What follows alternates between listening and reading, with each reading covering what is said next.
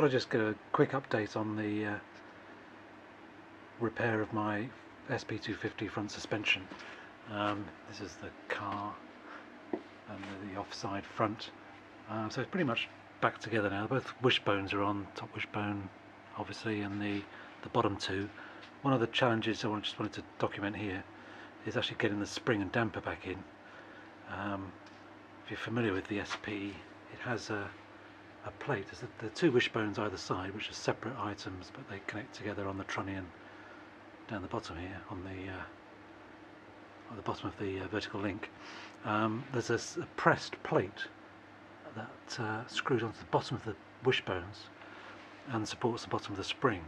So I assembled the top and bottom wishbones without the plate, put the spring in, the damper, tighten the damper up at the top, and then brought the plate up underneath.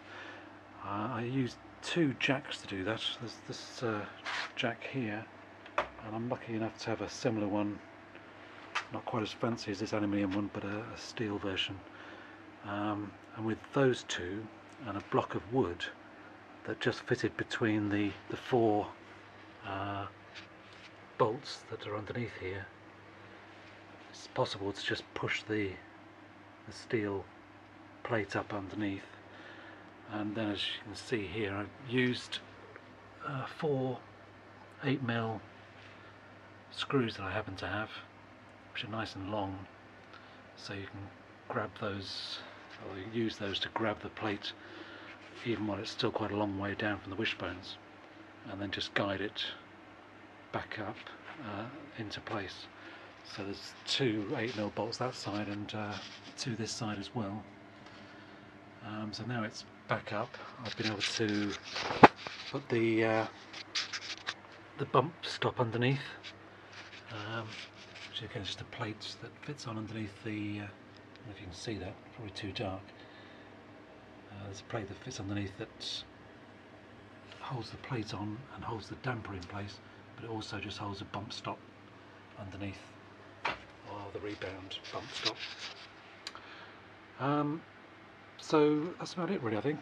I've just been tapping out the threaded holes in this vertical link for the brake caliper, just to clean those threads up a bit.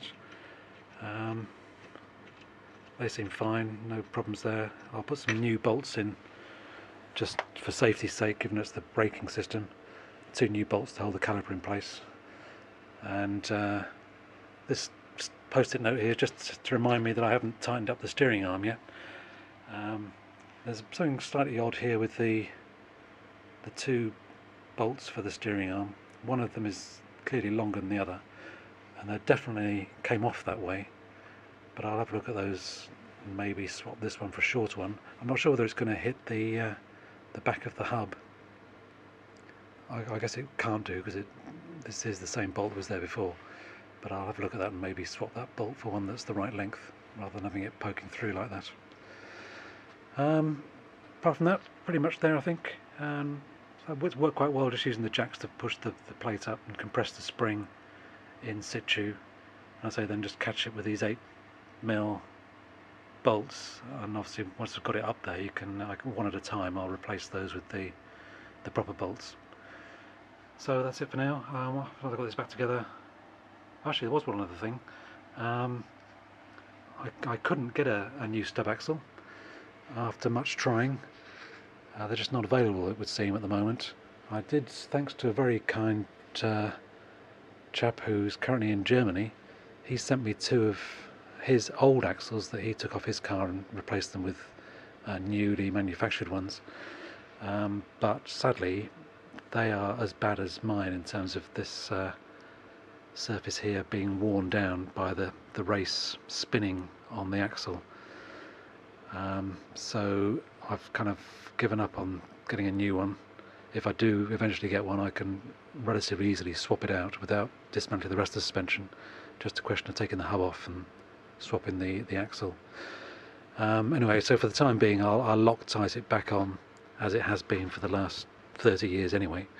I'd have actually put some centre punch marks around fairly evenly around the surface here as well, which I think will grab the the inner race of the new replacement bearing relatively well and give the Loctites a bit of a fighting chance to keep that inner race in place. Hopefully I haven't introduced any undue stress in the shaft by putting those centre punch marks in. I don't think I have, but well, we'll find out, I suppose. Okay, so that's about it. It's a glacial progress, I'm afraid, but I'll get there in the end. And then I, of course, can tackle the other side, but hopefully these the videos I've taken will help remind me, at least, how I did it and what worked and what didn't work. Okay, that's it for now. Thank you.